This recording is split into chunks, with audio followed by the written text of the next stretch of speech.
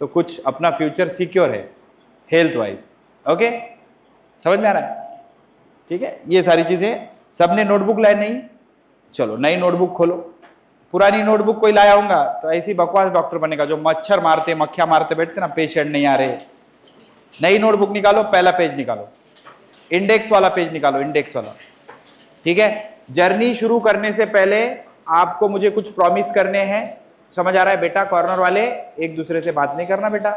यूनुस भाई का छोकरा बात मत कर बेटा, उसकी संगत जल्दी छोड़ दे, फायदे में रहेगा। ठीक है, तेरा बड़ा भाई ऐसी गया, उसको समझा समझा के दिमाग खराब हो गया मेरा। वो कॉर्नर में बैठता हो तेरा बड़ा भाई, और जो बातें करते बैठता, बोल उसको घर पे जाके देख, बोलता है कि नहीं हाँ सही बोल रहे थे सर। बोल, समझ आ रहा है? बात मत कर बेटा, सामने देख। ओके, तो लास्ट बेंच बात नको ना, हाँ बात नहीं करना है बेटा। ओके, सुनना है ना अपने को? क्या नाम है तेरा? वो गोरा गोरा, हाँ बेटा तेरा नाम क्या है? सैयद अली। नाम इतना अच्छा तेरा, हरकतें कैसी कर रहा तू? बात मत कर वो बाजू वाले के साथ यार, सुक्का। समझ में आ रहा है? चलो, तो बैच शुरू करने के पहले पेज पे आपको मुझे कुछ प्रॉमिस करने हैं। वो प्रॉमिस अभी लिखने हैं, पहले समझने, अच्छे से लिखने हैं, और हर रोज फिजिक्स पढ़ने से पहले वो प्रॉमिस याद रखना। जो बच्चे प्रॉमिस फॉलो करते रहेंगे उसको क्या मिलेगा, नेक्स्ट स्लाइड पे समझ में आ जाएगा। समझ में आ रहा है? पहला प्रॉमिस क्या है बेटा? देखो, you will fully focus on the class. You will की जगह क्या लिखेंगे फिर तुम? आई विल लिखो। नंबर 1 प्रॉमिस, मेरा नाम डाल दो यहां पे, promise to SK sir.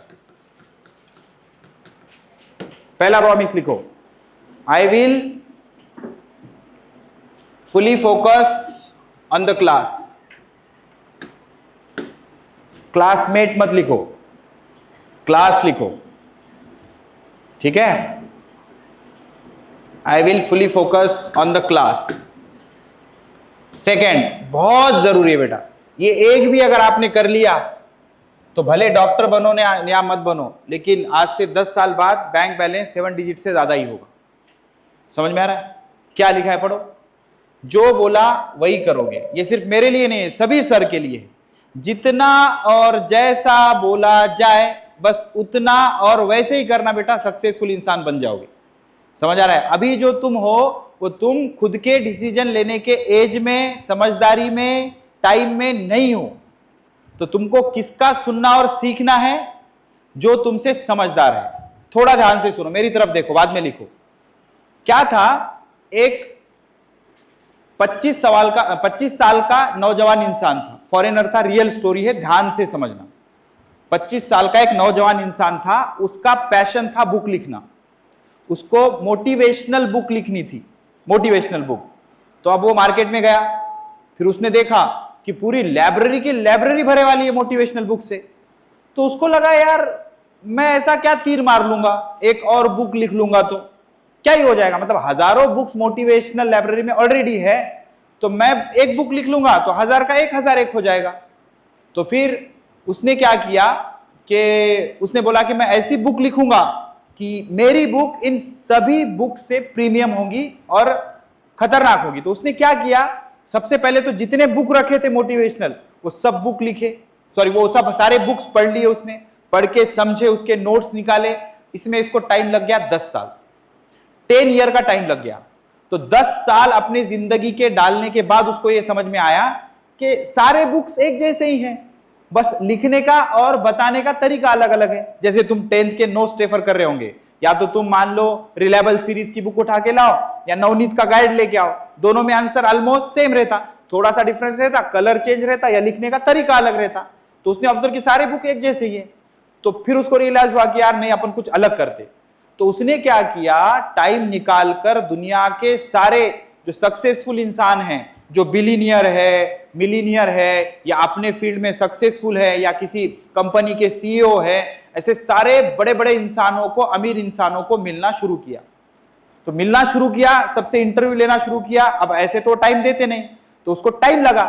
Time लगने के बाद फिर उसने धीरे धीरे समझना शुरू किया कि बुक में एक्चुअल रीजन तो लिखा ही नहीं है। तो उसको इंटरेस्ट क्रिएट होना शुरू हुआ। फिर इंटरेस्ट क्रिएट शुरू हुआ तो उसने क्या किया, बचे हुए लाइफ के और 30 साल सिर्फ लोगों का इंटरव्यू लेते रहा और समझते गया कि लोग सक्सेसफुल कैसे बन रहे। तो फिर इतना 40 साल अपने लाइफ का इन्वेस्ट करने के बाद उसने एक मोटिवेशनल बुक लिखा और उस मोटिवेशनल बुक का नाम था 1000 ways to become successful in life. 1000 ways to become successful in life. तो अब इसने अपने लाइफ के 40 साल वेस्ट कर दिया। तो 40 साल लगा के बुक लिखा तो उसकी पब्लिसिटी भी वैसे हो रही थी मार्केट में। तो पब्लिसिटी हो रही है तो उसका फिर मतलब उसने एक कॉन्फ्रेंस ली जिसमें सारे रिपोर्टरों को बुलाया, जो सवाल जवाब होता ना, जैसे कोई कुछ वर्ल्ड कप जीत गई इंडियन क्रिकेट टीम तो फिर वो आते सामने, फिर उनसे सवाल पूछते कैसा लग रहा है, इस तरह का। तो कॉन्फ्रेंस हुआ तो सारे रिपोर्टर फिर उसको सवाल पूछने लगे, उस राइटर को, जिसने अपने लाइफ के 40 साल लगा के, जो 25 साल का था, 40 मतलब 65 ईयर के एज में उसने बुक लिखा। बुक का नाम था 1000 quotes to become successful in life. तो फिर उसका इंटरव्यू चल रहा। अब इंटरव्यू चल रहा तो एक रिपोर्टर ने पूछा उसको, ध्यान से सुनना, एक रिपोर्टर ने पूछा उसको कि बोले सर अब प्रॉब्लम यह है बोले कि मेरी जो लाइफ है बोले, मैं सिंपल मिडिल क्लास इंसान हूं और मुझे दिन में काम करना पड़ता है, मुझे फैमिली पालनी होती है, उनके लिए पैसा भी कमाना होता है, तो मेरे पास इतना टाइम नहीं है कि मैं 1000 कोट्स पढ़ते बैठूं। तो 1000 कोट्स पढ़ते बैठूं, इतना टाइम नहीं है। तो आपने 40 साल अपनी जिंदगी के लगाए हैं और आपने सब सक्सेसफुल इंसान देखे हैं, उनकी आदतें देखी है, वो क्या करते, ये सब देखा है आपने। तो अगर मुझे सिर्फ एक लाइन में समझना है, ये 1000 जो आपने प्रिंसिपल लिखे हैं, इतने तो मैं पढ़ नहीं सकता, मेरे पास टाइम नहीं है, मैं समझ भी नहीं सकता उसको, और कुछ लोग ऐसे होंगे जिसको पढ़ना भी नहीं आता।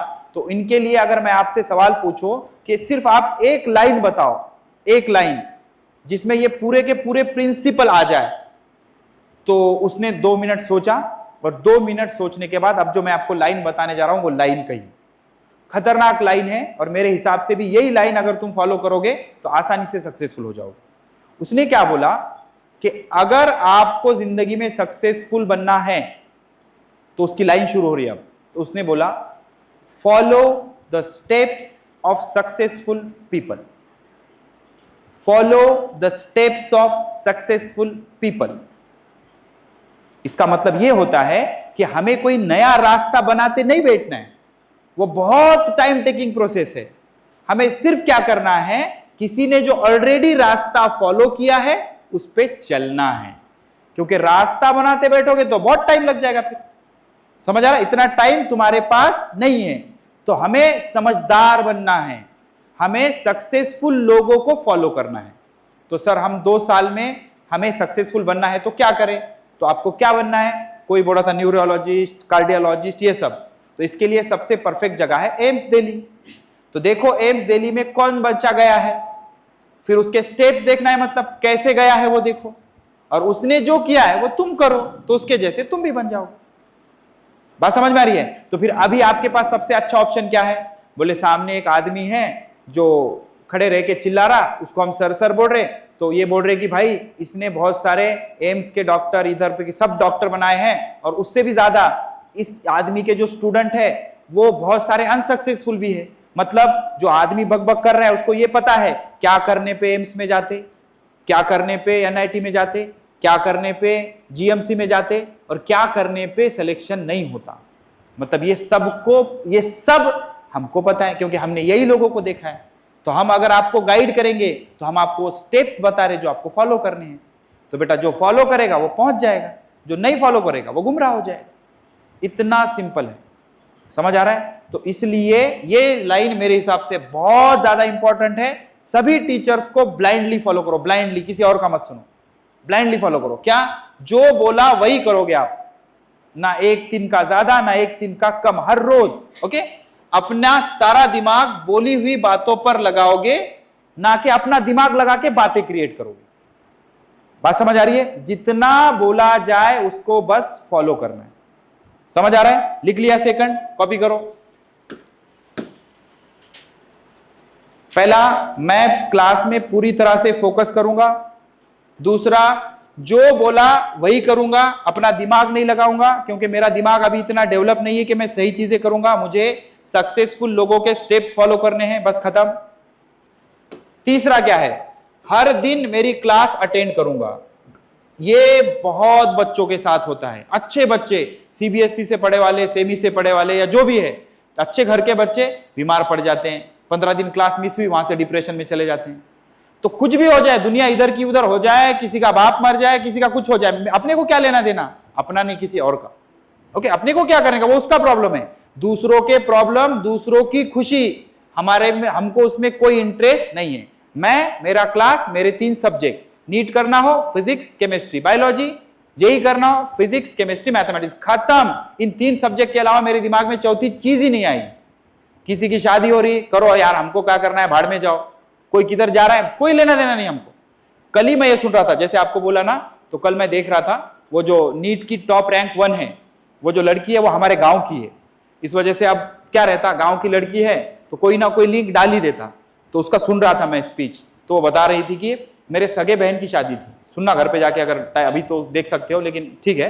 तो मेरे सगे बहन की शादी थी, तो उसने सगे बहन की शादी के दिन भी क्लास अटेंड किया था, तो तभी तो रैंक 1 आया ना बेटा। अपने पास खाला के, चिचा के, बुआ के, पड़ोसी के, रिश्तेदार के, उसके बेटी की शादी रही तो भी बहन जी लिपस्टिक लगा के वलीमे में आधा घंटा बिरयानी खाते बैठ रहे। समझ में आ रहा है? अब खाए बाद घर पे आके सो जाते। तो ऐसा करे तो कुछ भी नहीं होता बेटा। बात समझ में आ रही कि नहीं? दुनिया इधर की उधर हो जाए, हर दिन क्लास अटेंड करेंगे हम, भले कुछ भी हो जाए, भाड़ में जाए दुनिया, हमको लेना देना नहीं उससे। मैं मेरा क्लास अटेंड करूंगा, खत्म। 2 साल तो ही करना है बेटा। समझ में आ रहा है? तो कुछ भी हो जाए, दुनिया इधर उधर की चले जाए, हर दिन क्लास अटेंड करेंगे, भले कुछ भी हो जाए, हमें उससे कोई लेना देना नहीं है। भाड़ में जाए दुनिया, हमें कुछ लेना देना नहीं उससे, क्योंकि दुनिया मतलब ही है, बाद में तुम्हारे काम कोई नहीं आएगा। दुनिया में एक चीज कभी कोई किसी को नहीं देता, ना बाप अपने बेटे को, ना बेटा अपने बाप को, ना फ्रेंड किसी को कोई नहीं देता, वो है पैसा। और पैसा खर्च करना है तो अपने दम पे ही कमाना पड़ता। फालतू के शौक छोड़ दो, मुझे ये मोबाइल दिला के दो, मुझे वो ज़ारा का टॉप लेना है, ये अबे अपन कमाएंगे, अपन लेंगे, 10 गरीबों को बांटेंगे, अपन अपने दम पे कमाएंगे। मांगना नहीं, भीख नहीं मांगना किसी से। जो भी लेना है आपको अपने पैसों से लेंगे, क्या मांगने का दूसरों से। ऊपर वाले ने हाथ पैर दिया, हिम्मत दिया, दिमाग दिया, सब सारे पुर्जे सही से काम कर रहे हैं, करो, मेहनत करो, पैसे कमाओ, फिर अपने अपने दम पे लो। लोगों की भीख नहीं लेंगे, फिर वो चाहे माँ बाप दे, होना नहीं अपने को, अपने दम पे कमाएंगे, अपन लेंगे। समझ में आ रहा है? तो ये सारा सीन होगा, भाड़ में जाए दुनिया, हम गलती से भी क्लास मिस नहीं करेंगे। उसके बाद class response should be high. अब मैं इसके बारे में आपको थोड़ा सा समझाता हूं, ध्यान से सुनो। इसके पहले ना 2-3 बैचेस थे अपने पास, अचीवर्स बैच, उसके बाद रिपीटर्स बैच, UB1 और UB2। अचीवर्स के जो बच्चे थे उनका रिस्पॉन्स ही नहीं रहता था क्लास में। आपने एक मन सुनी होगी मराठी में, जशास तसे। तुम मेरे को गंदी शक्ल बना के देखोगे, मैं डबल गंदी बनाऊंगा। तुम मेरे को देख के स्माइल करोगे, मैं भी हंसूंगा, मतलब क्या कितनी अच्छी बच्ची यार। समझ आ रहा है? तुम मेरे को प्यार से देखोगे, मैं भी बोलूंगा यार मेरी बच्ची यार अच्छा है। तो जो देगो वही मिलेगा, जो देगे वही मिलेगा। तो तुम अगर सड़ी हुई शक्ल बना के क्लास में बैठोगे, मैं डबल सड़ी बना के आऊंगा आते हो। समझ में आ रहा है? क्लास में आते वक्त मास्टर को ऐसे लगना चाहिए, यार अरे चलो यार मजा आता, क्लास में बहुत अच्छे बच्चे, ऐसा ऐसा लगना चाहिए, एक्साइटेड।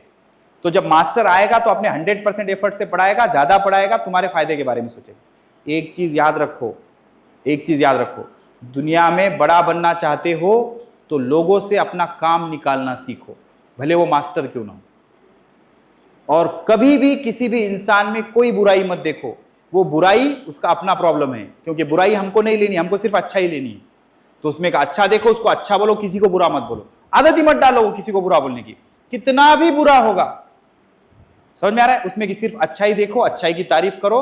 और जो इंसान जो बनना चाहता है, अगर वो उसकी तारीफ नहीं कर सकता तो कभी नहीं बन सकता। तुम्हारे फैमिली में कोई बड़ी सिस्टर है, मतलब मान लो कजन सिस्टर है आपकी, अच्छी बड़ी डॉक्टर बन गई, तुम्हारे सामने उसकी बाहर वाले तारीफ कर रहे, तो तुम उसकी बुराई मत करो, तुम भी स्माइल दो, अरे यार बहुत अच्छा करी, बहुत करी, दिल में का दिल में बोलो मैं उससे बड़ी बनूंगी। उसको मुंह पे मत बोल के बताओ, क्योंकि जल जाएगी, फिर तुमको तीसरे ही फाटे बताएगी वो, नहीं नहीं नहीं, पढ़ाई में क्या रखा है, तू यूट्यूब का चैनल निकाल, शॉर्ट्स डाल, ये देख कितने पैसे कमा रही, ऐसे कुछ भी कर देगी वो। मतलब एक थॉट्स अपने दिमाग में गया हुआ भूचाल मचा सकता है, और तुम्हारे एज में तो खतरनाक लेवल पे होता, क्योंकि अभी तुम में समझ इतनी है नहीं। समझ में आ रहा है कि नहीं? तो मेरे भाई बहुत जरूरी है कि क्लास रिस्पॉन्स बहुत तगड़े लेवल का होना चाहिए। क्लास में ऐसे टाइट बैठो, मास्टर ऐसे देखते ही, मास्टर मान लो मूड खराब करके आया, अब मास्टर शादीशुदा इंसान, घर पे उसके एक प्राणी है जो उसको हमेशा सताते रहता, अब उस पर थोड़ी सी दया करो। अब उधर भी सता रहे, तुम भी सता रहे, तो फिर कैसे करेगा वो? समझ में आ रहा है? तो उसको लगना चाहिए हटा यार, चलो मेरे बच्चे तो इधर आना चाहिए भागते भागते, अरे चलो लिखो रे, बोले बस मास्टर घर पे जाना ही नहीं, बैठो रे क्लास लेते बोलना चाहिए। बात समझ में आ रही कि नहीं? तो क्लास रिस्पॉन्स यही का नहीं, जिंदगी में यहां से आगे कहीं भी पढ़ो, अपने को देख के मास्टर को लगना चाहिए यार क्या बच्चे हैं यार। तो इससे क्या होगा, उसका मूड अच्छा रहेगा, उसका मूड अच्छा रहेगा तो अच्छे से डिलीवर कर पाएगा जो तुम्हारे फायदे का है। मेरा नॉलेज अब मेरे किसी काम का नहीं, समझ में आ रहा है? जैसे आप बोलोगे सर नीट का पेपर आपको दिया तो आप तो आउट ऑफ ला लोगे, ठीक है, तो क्या करूंगा उसका? अब मेरे कुछ फायदे का है क्या? नहीं। तो मेरे दिमाग में जितनी भी चीजें हैं तुम्हारे एज में अगर तुम में आ गई तो तुम मेरे अकल करोगे और मैं कुछ नहीं कर सकता उसका। समझ में आ रहा है कि नहीं? तो हमको वो मास्टर का माइंड कॉपी पेस्ट कर लेना अपने में। अब दिक्कत यह है कि अपने को 3 माइंड कॉपी करने हैं, तो तुम्हारा एफर्ट जो है वो एक्सट्रीम हाई लेवल का चाहिए, क्योंकि तुमको 3 सब्जेक्ट देने हैं, फिजिक्स, केमिस्ट्री, बायो या मैथ। समझ में आ रहा है? तो क्लास में अपना जो अटेंड रहना चाहिए ऐसा एनर्जेटिक लगना चाहिए। मर्क्यूरी देखा, मर्क्यूरी को कभी भी रखो ऐसा उबलते रहता हमेशा, मतलब ऐसा फैल जाता है, नहीं फैलता, वो एक ही जगह रहता हो, बोल क्या करना है बोल, हमेशा उछलते रहता।